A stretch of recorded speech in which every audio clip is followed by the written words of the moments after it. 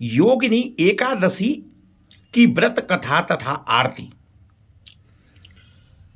योगिनी एकादशी कब और क्यों मनाई जाती है, इसके पीछे की कहानी क्या है, आज जाने आप इस वीडियो में। सबसे पहले हम जानते हैं योगिनी एकादशी का महत्व।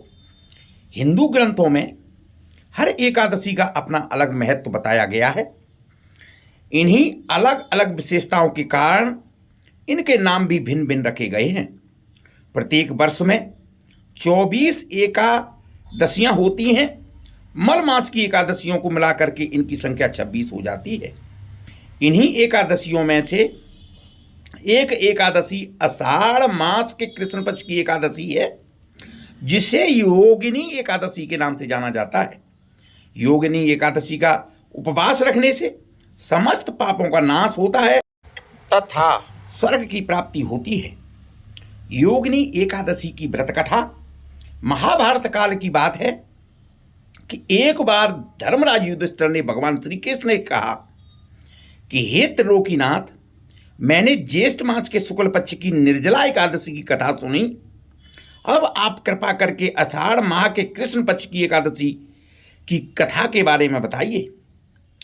इस एकादशी का नाम तथा महात्म्य क्या है, सो आप इसे विस्तार पूर्वक बतलाएं।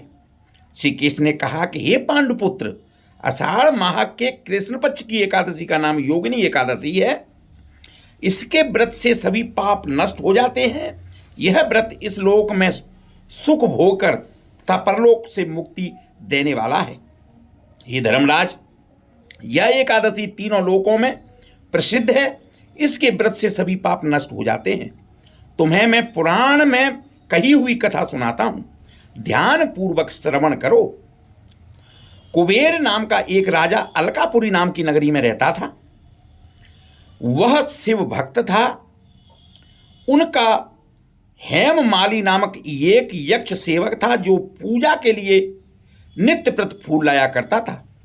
हेमामाली की विशालाक्षी नाम की अति सुंदर स्त्री थी।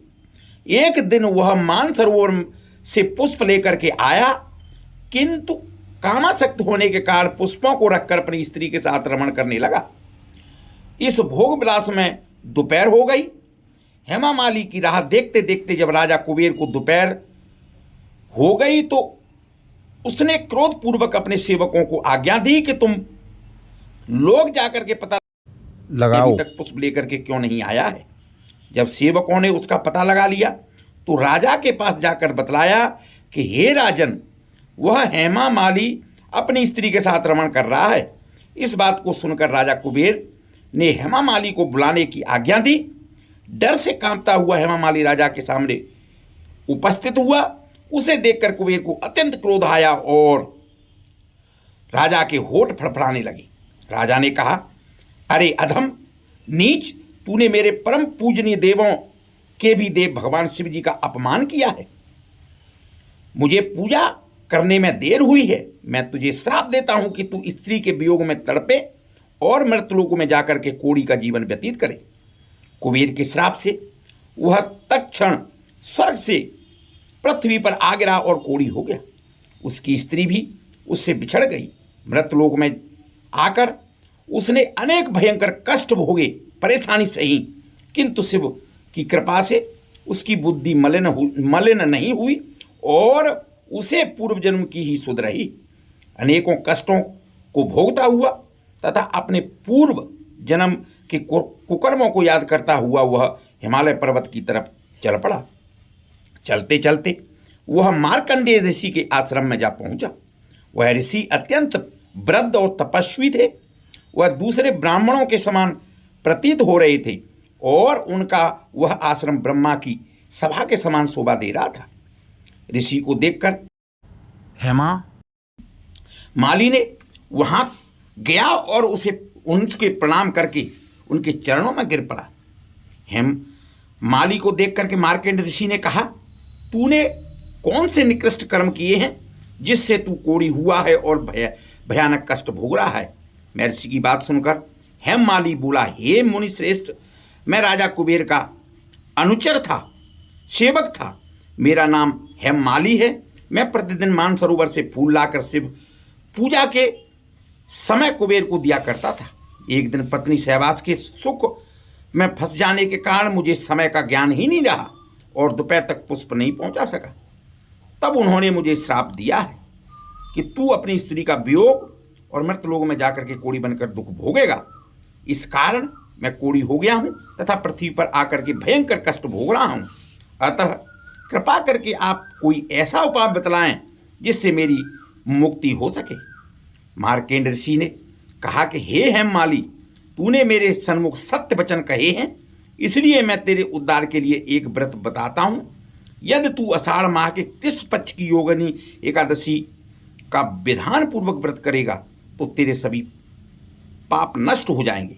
महर्षि के वचन सुनकर हेममाली अति प्रसन्न हुआ और उनके वचन के अनुसार योगिनी एकादशी का विधान पूर्वक व्रत करने लगा।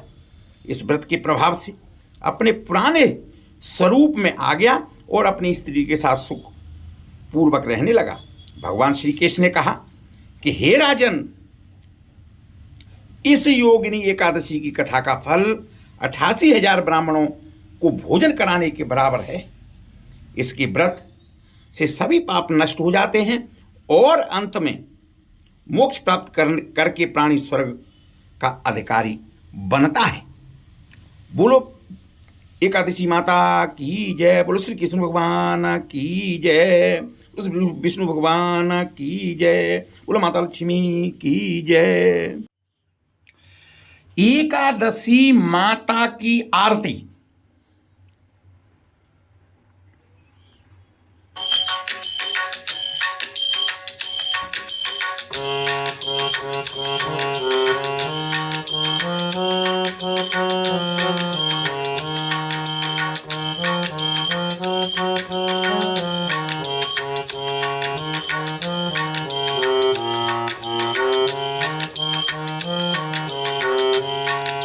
जय एकादशी माता मैया, जय एकादशी माता। विष्णु पूजा व्रत धारण कर, विष्णु पूजा व्रत धारण कर, शाक्ति मुक्ति बताओ। जय एकादशी माता, तेरी नाम गिनाऊं देवी भक्ति प्रदान करनी, मैया भक्ति प्रदान करनी। गण गौरव की देनी माता, गण गौरव की देनी माता। शास्त्रों में बरनियों जय एकादशी माता। मार्गशीर्ष की कृष्ण पक्ष की उत्पन्ना, बेसुतारण जनमी, मैया बेसुतारण जनमी। स्वकल पाछो में हुई मोक्षदा, स्वकल पाछो में हुई मोक्षदा, मुक्तिदाता बन आई। ओम जय एकादशी माता। पौष कृष्ण पक्ष की सफला नाम तो है, मैया सफला नाम तो है। स्वकल पाछो में हुई पुत्रदा, स्वकल पाछो में हुई पुत्रदा, आनंद अधिक रहे। ओम जय एकादशी माता। नामो सठ तिला माघ मासो में कृष्ण पक्ष आवे, मैया कृष्ण पक्ष आवे।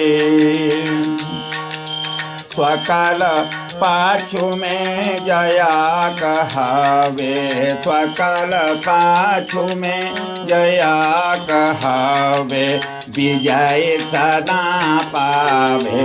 ओम जय एकादशी माता। विजया फाल्गुन कृष्ण पक्ष में शुक्ला आमल की मैया शुक्ला आमल की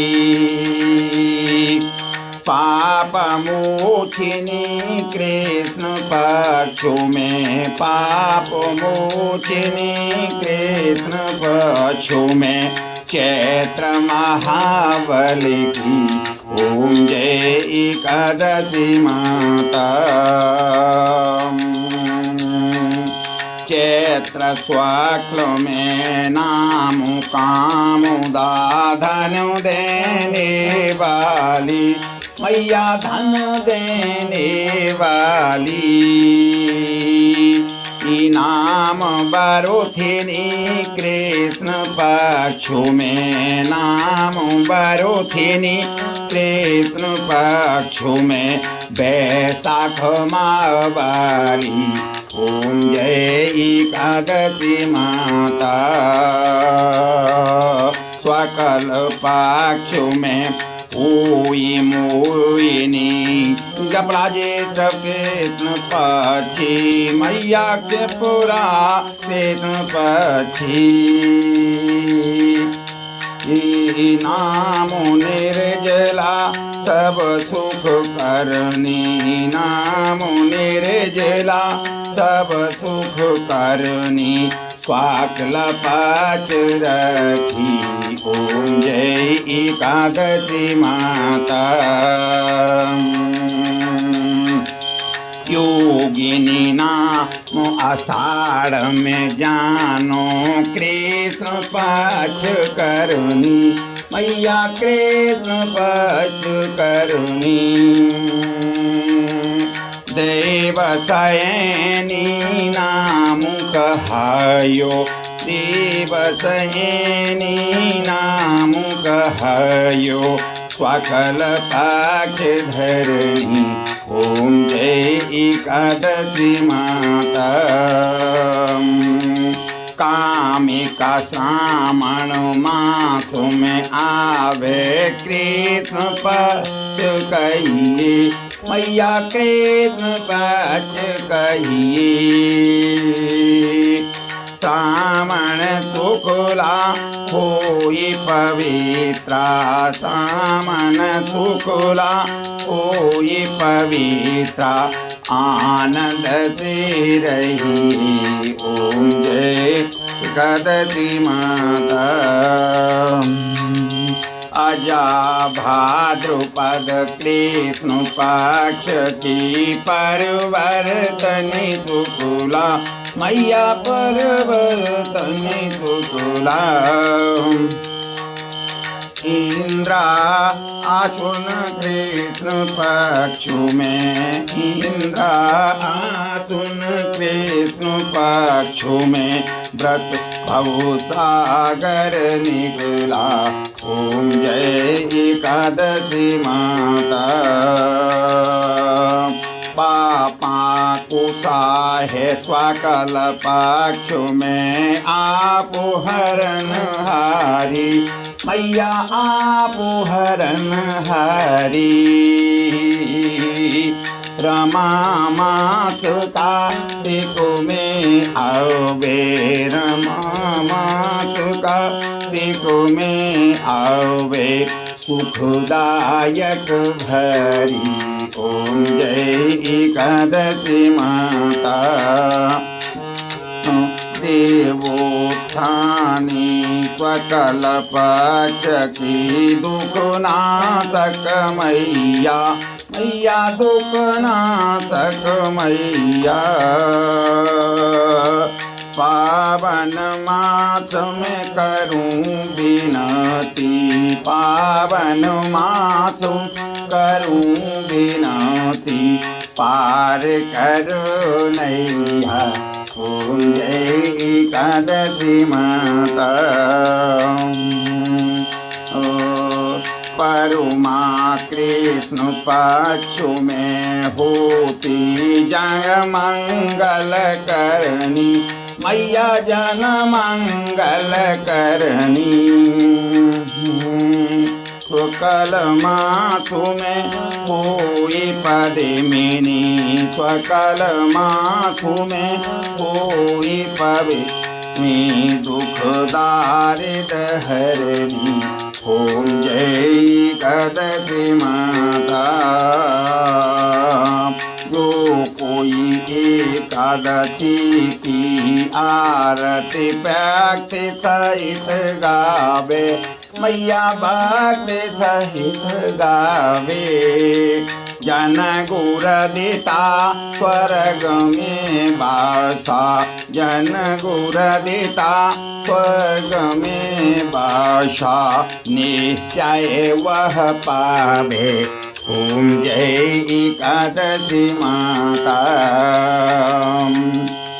एकादशी जय एकादशी माता, मैया जय एकादशी माता। विष्णु पूजा व्रत धारण करो, विष्णु पूजा व्रत धारण कर, शक्ति मुक्ति पाता। ओम जय एकादशी माता। बोलो एकादशी मैया की जय, विष्णु भगवान की जय, सभी देवी देवताओं की जय, सब संतान की जय, माता लक्ष्मी की जय।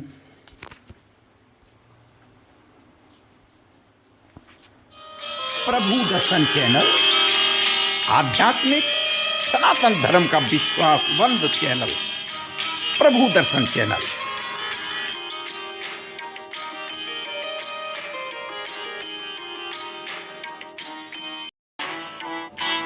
नमो राघवाय। प्रभु दर्शन चैनल पर इस प्रकार की जानकारियां, सनातन धर्म के प्रमुख ग्रंथों के बारे में जानकारी। सनातन धर्म के प्रमुख ग्रंथ दो भागों में विभाजित हैं, श्रुति और स्मृति, जिनमें गीता, रामायण, महाभारत, वेद, वेदों में ऋग्वेद, यजुर्वेद, सामवेद और अथर्ववेद, पुराण, स्मृतियाँ, उपनिषद, आगम शास्त्र, भारतीय दर्शन के 6 अंग, साख्ययोग, न्याय, वैशेषिक, मीमांसा और वेदांत की विस्तृत जानकारी।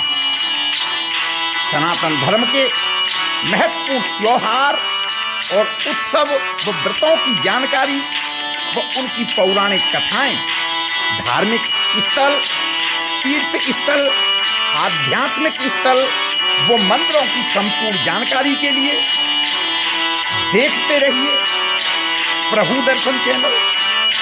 यदि आप पहली बार देख रहे हैं तो आपसे अनुरोध है कि चैनल को लाइक करें, सब्सक्राइब करें, स्वयं श्रवण करें, लोगों को भेजें और सनातन धर्म को आगे बढ़ाने में, सनातन धर्म के प्रचार प्रसार में मेरा भरपूर सहयोग करें। नमो राघवाय।